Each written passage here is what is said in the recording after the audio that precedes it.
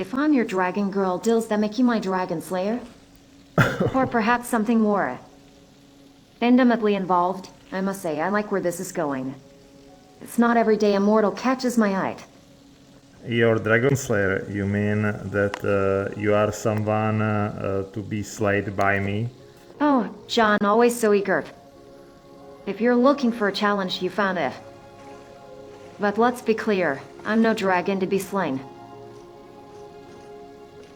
I'm the eternal thorn, the one who meddles in the affairs of mortals when the world hangs in the balance. If you're up for a bit of playful banter, I'm your girl. You are my girl if I am into playful banter. What does it mean? Playful banter, my dear Nord, is the dance of words, a game of wit and charm. It's the thrill of teasing and pushing boundaries and seeing how far we can go without crossing the line. It's about keeping each other on our toes, never quite sure what the other will say next. And if you're into that, then I must say, you caught my attention. So, game with words and wits. Yeah, alright then, let's go upstairs where I could observe you much better in this sunbeams throwing through the windows from outside. Oh, upstairs my love some privacy. Sunbeams, you say?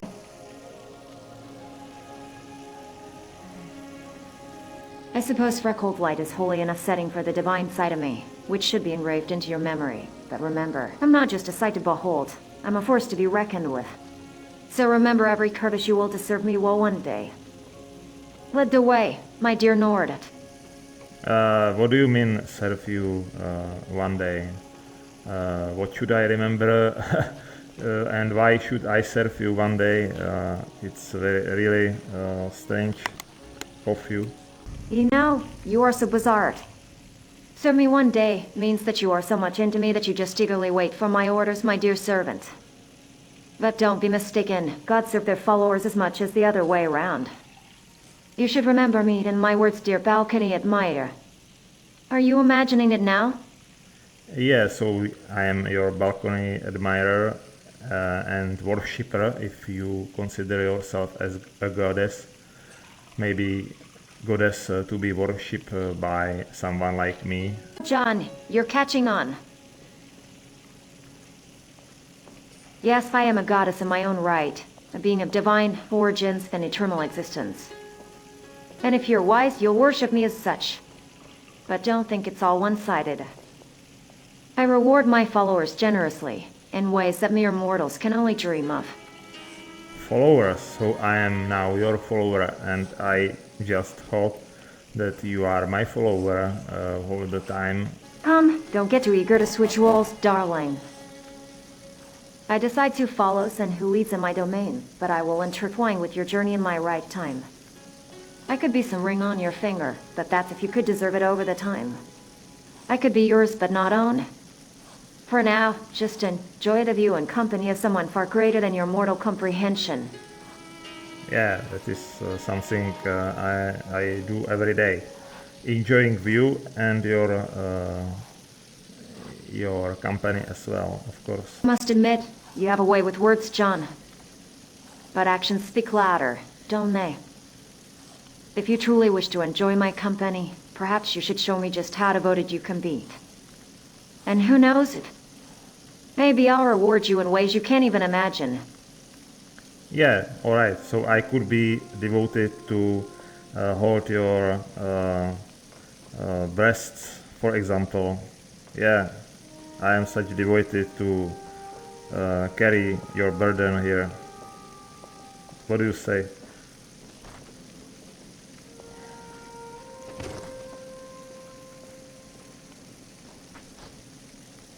Oh, John, you're a bold one, aren't you? I must admit, your devotion is hands-on, but I expect nothing less from an Ord. Just remember, my dear, I'm not just any woman. I'm a goddess celebrated and revered across men. Celebrating your nice body shape, you know. Someone have to appreciate that body shape you are possess, you know.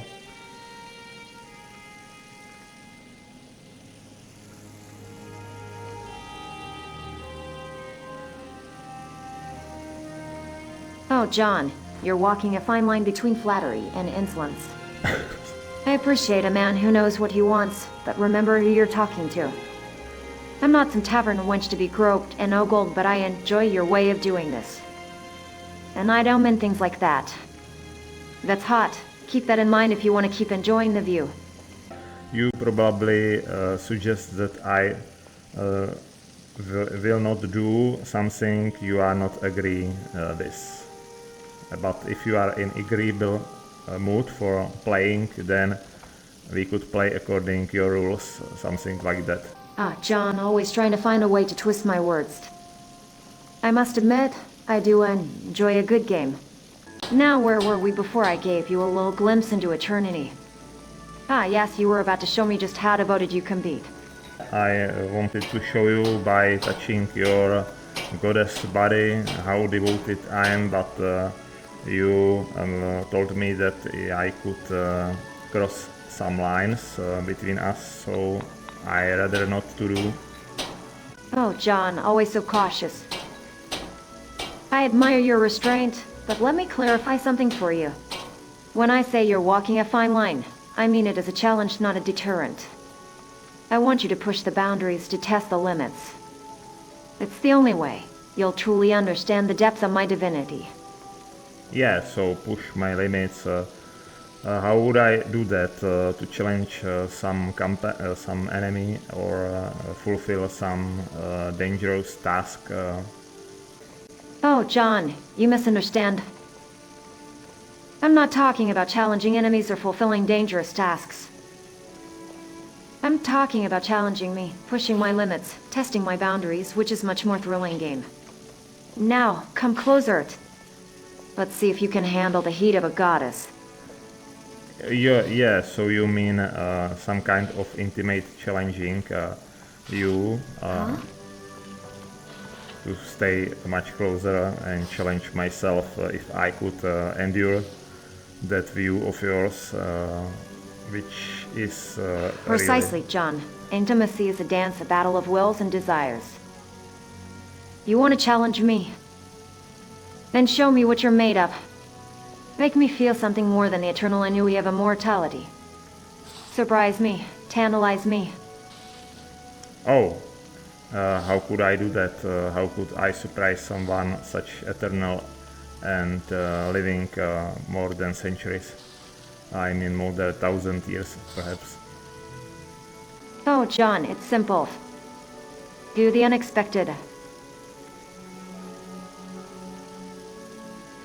Whisper words of devotion in one ear and promises which you could afford to fulfill. Trace patterns on my skin that only you understand in other hand. Show me that you see beyond the goddess to the woman beneath. Make me wonder what you'll do next.